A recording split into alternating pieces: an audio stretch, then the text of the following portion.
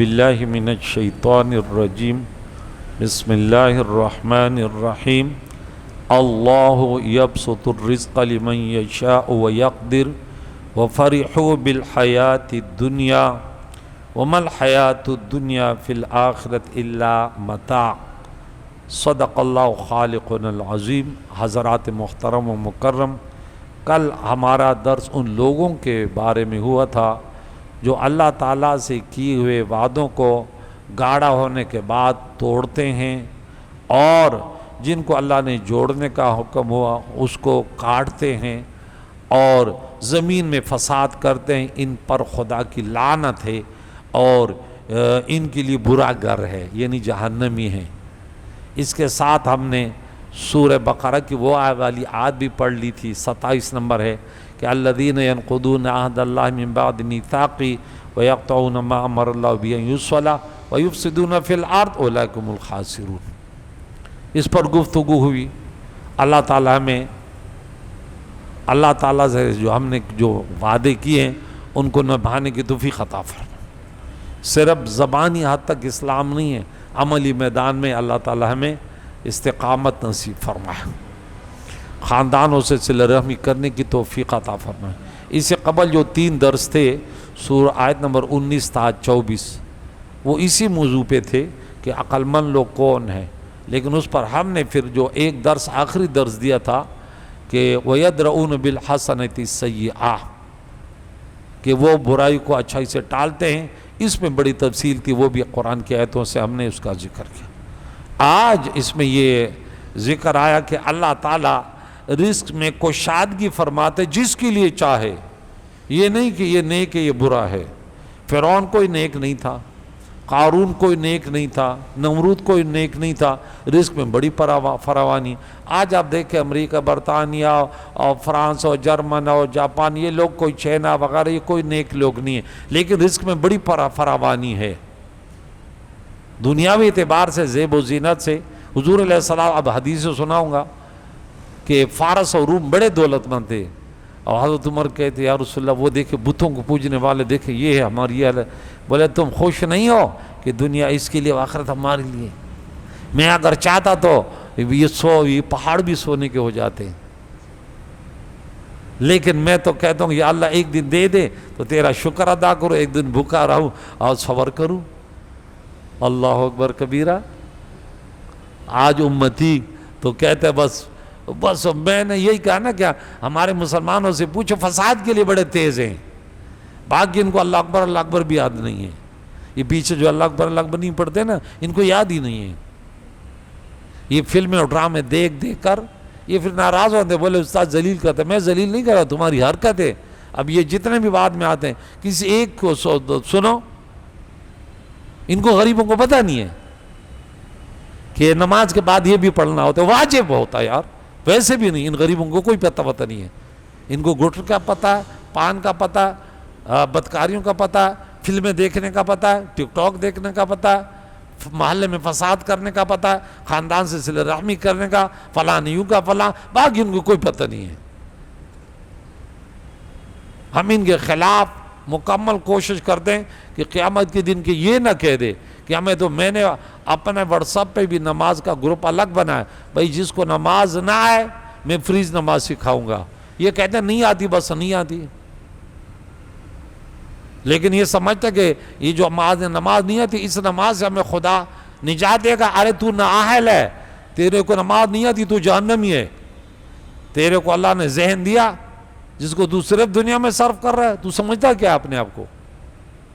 تو سمجھتے اسے چھٹکارا ہو جائے گا؟ تو یہ جو آیت ہم نے پڑھی، آخری آیت جو اس کی ہے وہ کیا نام ہے، سورہ شورا کی 27، وَلَوْ بَسَطَ اللَّهُ رِزْقَ لِعِبَادِهِ لَبَغَوْا، سورہ نمبر 22 آیت نمبر 27، کہ اگر رزق میں فراوانی کرے تو یہ سرکشی میں آئیں گے، یہ فرعونی بنیں گے، یہ قارونی بنیں گے، یہ بدکار بنیں گے، یہ زانی بنیں گے، یہ لوگوں سے قتل و غارت کروائیں گے، یہ تکبر کریں گے۔ یہی ہے نا، رزق فراوانی سے فساد ہی کریں گے۔ الا ماشاء اللہ کوئی بچ جائے، اکثریت ہماری یہی ہوتی ہے۔ یہ آیت مبارکہ میں آپ کو بتا دوں کہ اس کے علاوہ 9 جگہ پہ ہے۔ کتنی جگہ پہ؟ 9 مرتبہ ہے۔ یہاں ہم پڑھ رہے ہیں۔ اس کے بعد سورہ اسراء، سبحانہ، سورہ بنی اسرائیل بھی کہتے ہیں، سورہ سبحان بھی کہتے ہیں، جو 17 نمبر سورت ہے، اس کی 30 نمبر پہ یہ آیت دوبارہ آئے گی۔ اس کے بعد سورت نمبر 28 سورہ قصص، اس میں 82 نمبر آیت پر آئے گی، وَلَوْ بَسَ إِنَّ اللَّهَ يَبْسُطُ وَيَقْدِرُ، اللہ رزق میں فراوانی کرے، تنگ کرتے۔ اور اس کے بعد سورہ عنکبوت 29 نمبر سورت ہے، اس کے آیت نمبر 63 نمبر آیت ہے وہ۔ اس کے بعد سورہ روم جو 30 نمبر سورت ہے، اس کی 37 نمبر آیت ہے کہ اللہ رزق میں فراوانی کرتا ہے، جس کے لیے چاہے تنگ کرے۔ اس کے بعد سورہ سبا، سورت نمبر 32 ہے،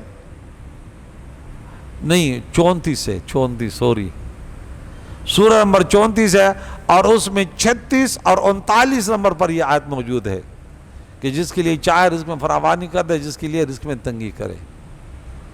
اس کے بعد سورہ زمر جو 39 نمبر سورت ہے، کون سی؟ سورہ زمر، اس کے 52 نمبر میں یہ آیت موجود ہے۔ اور اس کے بعد 9 نمبر پہ سورہ شورا، سورہ نمبر 42 اور آیت نمبر 12 پر یہ موجود ہے۔ یہی موضوع ہے۔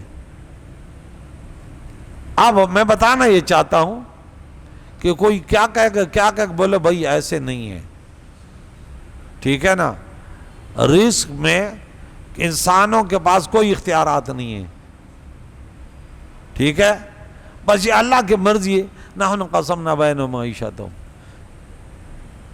چند بھائی ہوں گے، اب ایک یہ نہیں کہ وہ عقل مند زیادہ دولت کمائے گا، ایک بیوقوف ہوگا، ڈرپوک ہوگا، لیکن بنگلے اور وہ کیا وہ ہوں گے، اور ایک ایسے ہوشیار دانا عقل مند ہوگا، ایک وقت کا کھانا ہوگا، ایک وقت کا نہیں ہوگا۔ یہ اللہ کی قدرت کی نشانی ہے کہ اللہ فرمائے دیکھ یہ تقسیم میں کرتا ہوں۔ کیا آپ دیکھتے ہو کیا یہ دولت مند جو ہوتے ہیں، اچھے کاروبار، کیا یہ عقل مند ہوتے ہیں؟ کیا آپ کے سامنے بیٹھیں گے، آپ بولیں گے یہ کیا یار، میں اس سے زیادہ ہوشیار ہوں، لیکن رزق میں اس کی زیادہ وہ ہے، وہ بس جیسے چلائے گا ترقی پہ۔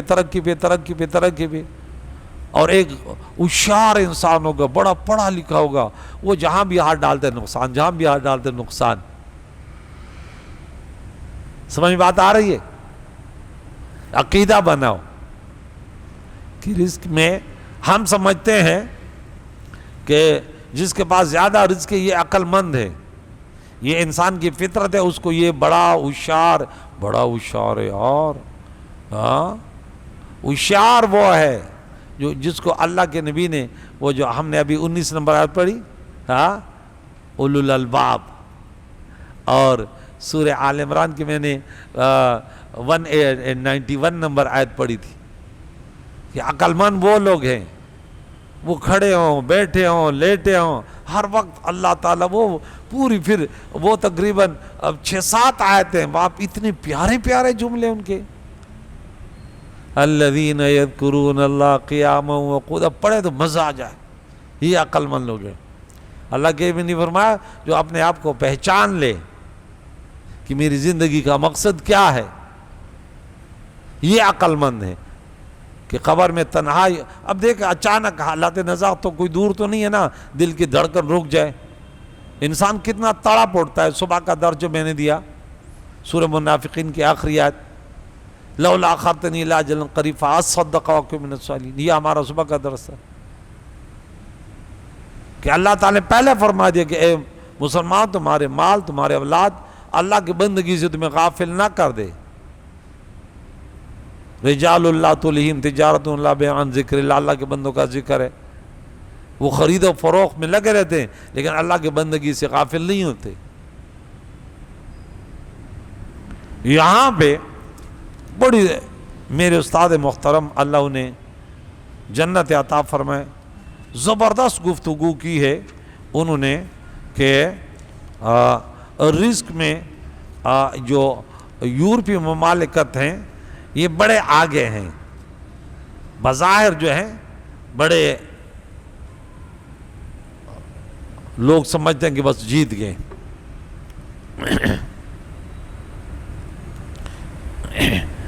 یہاں دیکھیں اللہ تعالیٰ کشادگی فرماتا ہے جس کے لیے چاہے رزق میں، اور جس کے لیے چاہے رزق تنگ کر دیتا ہے۔ اور کافروں کی زندگی سے اور دنیا کی زندگی سے کافر بڑے خوش ہوتے ہیں، اور دنیا کی زندگی آخرت کے مقابلے میں محض معمولی فائدہ ہے، متاع۔ یہاں دیکھیں اب گفتگو کرتے ہیں کہ کفار جو اللہ سے کیے ہوئے عہود کو توڑتے ہیں اور زمین میں فساد کرتے ہیں، ان کو آخرت میں عذاب دیا جائے گا، اور وہ دنیا و آخرت میں ملعون ہیں، یعنی اللہ تعالیٰ کی رحمت سے بالکل یہ دور ہیں۔ اس پر یہ اعتراض ہوتا ہے کہ اگر وہ اللہ تعالیٰ کی رحمت سے دور ہیں تو پھر دنیا میں ان کو رزق کی تنگی اور سختی اور مسائل میں مبتلا ہونا چاہیے تھا۔ یہ اعتراض ہے۔ ہم سمجھتے ہیں کہ اب کوئی بے روزگار ہو گیا نا، وہ سمجھتے ہیں میں نے کچھ گناہ کر لیا۔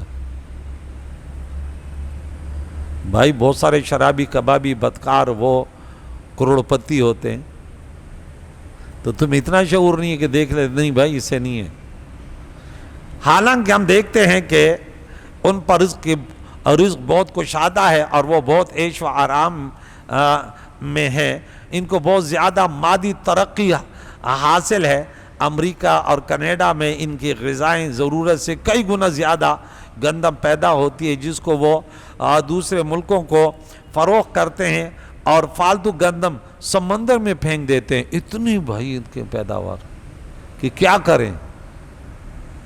ان کے ہاں ایٹمی بجلی گھر ہیں، وہ ہر قسم کے اسلحہ بناتے ہیں اور فروخت کرتے ہیں۔ میڈیکل سائنس میں بھی وہ بہت ترقی یافتہ ہیں، اور مہلک اور پیچیدہ امراض کے علاج کے لیے لوگ ان کے ملکوں کے ہسپتالوں میں جاتے ہیں۔ اس کے برخلاف مسلمان ممالک کے پاس اپنی ضرورت کے مطابق غلہ پیدا نہیں ہوتا، وہ ان سے غلہ خریدنے پر مجبور ہیں۔ یہی حال اسلحے کا ہے، اور یہی حال علاج معالجہ کا ہے۔ تمام مسلم ممالک امریکہ، برطانیہ، فرانس، روس اور چین کے محتاج ہیں۔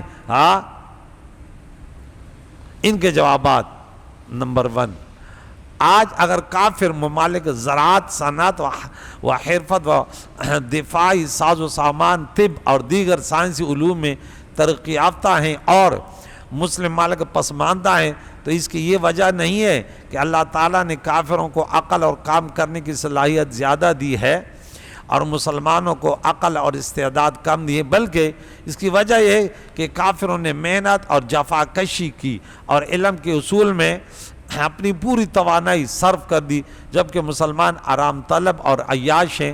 اقبال نے پہلے کہا تھا کہ تیرے صوفے ہیں افرنگی، تیرے قالی ہیں ایرانی، لہو مجھ کو رلاتی ہے جوانوں کی تن آسانی۔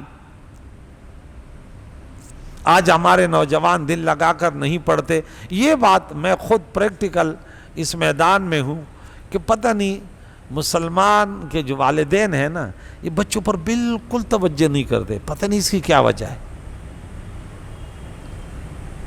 اس کی کوئی خاص وجہ تو ہے، خاص کر یہ غریب لوگ جو ہیں نا، یہ تو بالکل ہی کچھ آؤٹ ہے۔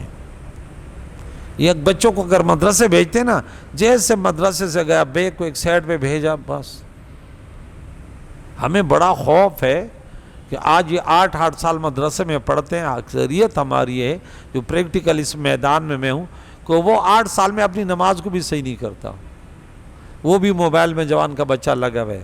نماز پڑھتے ہو؟ یعنی میں اتنی سختی کرتا ہوں، اتنی سختی کرتا ہوں روزانہ صبح، تو بھائی لینے کے لینے ہیں بھائی، ہماری آنکھیں نہیں کھلتی۔ والدین وہ تو نماز پڑھتے ہی نہیں ہیں۔ بھائی جب نماز نہیں پڑھتے تو تم نے کیا وہ چاہیے؟ دین سیکھنا آسان ہے، تمہاری کمائیاں کیا ہے؟ یہ جو ایک نکتہ ہے کہ ہمارے نوجوان دل لگا کے نہیں پڑھتے، بہت کم ایسے ہیں جو دل لگا کر پڑھتے ہیں۔ وہ دنیاوی تعلیم ہو، یونیورسٹی کالجوں میں، یہ پارکوں میں گھومتے رہتے ہیں، نقل کا میدان گرم رہتا ہے، اور بعض اسلحہ کے زور پر نقل کرتے ہیں اور پاس ہوتے ہیں، وہ بھتے وصول کرتے ہیں اور ڈاکے ڈالتے ہیں۔ ان کا نصب العین سائنسی میدان میں قابلیت پیدا کرنا، کسی موضوع پر تحقیقی مقالہ لکھنا نہیں ہے، وہ نت نئے رنگینوں اور تیز سے تیز نشے میں اپنے آپ کو ڈبو دینے کو حاصل حیات سمجھتے ہیں۔ ہمارے ہیرونیوں دیکھو، کتنے ہیرونی مسلمانوں میں ہیں، کتنے بھیکاری مسلمانوں میں ہیں۔ مسلمان ملکوں میں زرخیز اور قابل کاشت زمین کی کمی نہیں ہے، ہماری زمینیں بانجھ نہیں ہیں۔ اگر محنت اور جفاکشی سے کام لے تو ہمارے ہاں بھی اتنی گندم پیدا ہو سکتی ہے کہ ہم اپنی ضرورت پوری کرنے کے بعد فاضل گندم کو فروخت کر سکیں۔ کمی زمین کی نہیں ہے، کمی جذبہ اور لگن کی ہے، محنت اور جفاکشی کی ہے، اور تمام شعبہ حیات میں یہی حال ہے۔ اور اللہ تعالیٰ تو دنیاوی اعتبار سے وہ لوگ زیادہ محنت کرتے ہیں، یہ بات ہی ہے۔ چین، ابھی یہ اس میں چین کا بھی لکھا ہوا ہے، یہ میں تھوڑے نقطے چھوڑ دیتا ہوں، یہ کل اس کو دوہرا دیتے ہیں، اب ہمارا ٹائم کم ہو گیا، ٹھیک ہے نا، پورا ہو گیا، کہ وہ ہم سے بعد میں آزاد ہوتا ہے۔ انڈیا ایک دن ہم سے بعد میں، انڈیا ہم سے بہت آگے ہے۔ یہاں پہ انہوں نے انڈیا کے بارے میں، چین کے بارے میں یہ پورا لکھا ہوا ہے کہ بھئی چین کتنا آگے گیا۔ ان جتنی محنت، میرے ایک شاگرد یہاں پہ کراچی میں ایک جگہ، وہاں پہ چینی لوگ کام کریں، بولے وہ لگتا تو نہیں کہ وہ انسان ہے، ان کی جو محنت۔ تو مسلمان، اللہ فرماتے ہیں انسان محنت کرتے آگے جاتے دنیاوی اعتبار سے۔ جیسے میں نے موضوع رکھا تھا جو پچھلے 6-7 جو میں جہاد کے موضوع پہ ہمارے چلے تھے، کہ میں نے بولا یہ سورہ انفال کی جو 60 نمبر آیت ہے، اس پر کون عمل کرے گا؟ وَأَعِدُّوا لَهُم مَّا اسْتَطَعْتُم مِّن قُوَّةٍ مِّن رِّبَاطِ الْخَيْلِ، کہ تم دشمنوں کے خلاف اسلحہ جدید ٹیکنالوجی تیار کرو۔ میں نے بولا کون، کس مسلمان نے اس پر؟ ایک ڈاکٹر قدیر خان نے تھوڑی سی محنت کی، اس کو کیا صلاح دیا؟ لیکن یہ قرآن پاک تو میں پڑھتا ہوں نا، مجھے چاہیے کہ میں یہ تربیت دوں۔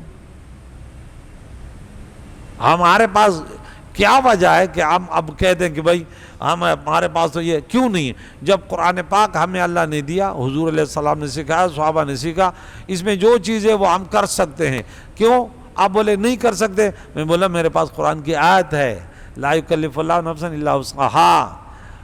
جدید سے جدید ٹیکنالوجی علماء بنا سکتے ہیں، لیکن کوئی خرابی تو ہے جس کی وجہ سے ہم کہتے ہیں کہ نہیں، مولوی صرف نماز پڑھا سکتا ہے، بس تقریر کر سکتا ہے، عملی میدان میں وہ جو ہے نا کمزور ہے۔ کیوں؟ اس نے سمجھا کہ علم حاصل کرنے کا مقصد یہ ہے کہ علم حاصل کرو، مسجد میں بس صرف اذانیں دو، لوگوں کو نمازیں پڑھاؤ، اس کے علاوہ تیرا کام ہے بریانی کھانا، قرآن خوانی کرنا، نکاحوں میں جانا، بس، اور تو کسی کام کا ہی نہیں ہے، فارمی مرغا ہے۔ بھئی یہ کہاں سے آیا ہے؟ ہمارے اسلاف جدید ٹیکنالوجی میں ہمیشہ غیر پیچھے تھے۔ ہمارے اسلاف جو تھے، یہ بچہ پڑھا لکھا یونیورسٹی کا، یہ جتنے جدید اس وقت آج نہیں ہے، اللہ کوشش کریں گے، ہمت نہیں ہاریں گے۔ وہ یہ آیت ہے کہ غالباً 135 نمبر سورہ وہ کی آل عمران کی، کہ وَلَا تَهِنُوا وَلَا تَحْزَنُوا وَأَنْتُمُ الْأَعْلَوْنَ إِن كُنتُم مُؤْمِنِينَ۔ تم بالا رہو گے، تو بالا رہنے کے لیے ضروری ہے کہ آپ کے پاس جدید ٹیکنالوجی تو ہو، وہ جہاز ہو، وہ راکٹ لانچر ہو، وہ ٹینک ہو، کہ دوسرے دیکھ کے گھبرا جائے کہ مسلمانوں کے پاس یہ ہے۔ تو آج ہم نے پڑھا اللہ یبسط الرزق، اور اللہ تعالیٰ رزق فراخ کرتا ہے، فریوان کشادہ کرتا ہے، لمن یشاء، جس کے لیے چاہے، ویقدر، اور کم کرتا ہے، تنگ کرتا ہے، وفرحوا بالحیات الدنیا، کافر دنیا کی زندگی سے خوش ہوتے ہیں، ومل حیات الدنیا، اور دنیا کی زندگی نہیں ہے فی الآخرت، آخرت کے مقابلے میں، الا متاع، محض معمولی فائدہ ہے۔ کیا ہے؟ اللہ کریم سے دعا ہے کہ ہم دنیا کی زندگی پہ نہیں، ہم خوش ہوں کس پر؟ قل بفضل اللہ وبرحمتہ فبذلک فلیفرحوا هو خیر مما یجمعون، سورۃ نمبر 10 آیت نمبر 58۔ آپ فرما دیجئے کہ اللہ کے رحمت اور اللہ کے فضل پر خوشی مناؤ۔ اللہ نے ہمیں قرآن دیا، پیارا نبی رحمت للعالمین جیسے ہستی اس دنیا میں آئی، اس کی غلامی ہمیں نصیب ہوئی، ہمیں دین اسلام پیارے نبی کے طریقے، اور سب سے بڑی دولت ہمیں کہ ہم اللہ کو واحد لا شریک مانتے ہیں، اس کے ساتھ کسی کو شریک نہیں کرتے۔ اللہ اس بابرکت رات عید الاضحیٰ کی رات ہے، اللہ ہمیں اپنے گناہوں سے توبہ کرنے، صبح کی نماز باجماعت پڑھ کے پھر عیدگاہ میں عید کی نماز اور تکبیرات اور قربانی، تمام جو ان ایام میں معمولات ہیں ان کے بجاوری کے لیے اللہ تعالیٰ ہمیں عملی میدان میں سرگرم فرمائے، اور سستی و کالی فحاشی عریانی سے اللہ ہم سب کے نوجوانوں کو خصوصاً پوری امت کی عموماً اللہ تعالیٰ حفاظت فرمائے، مرحومین کی مغفرت، زندہ کو دین اسلام پر جینے پر موت نصیب فرمائے۔ وصلی اللہ تعالیٰ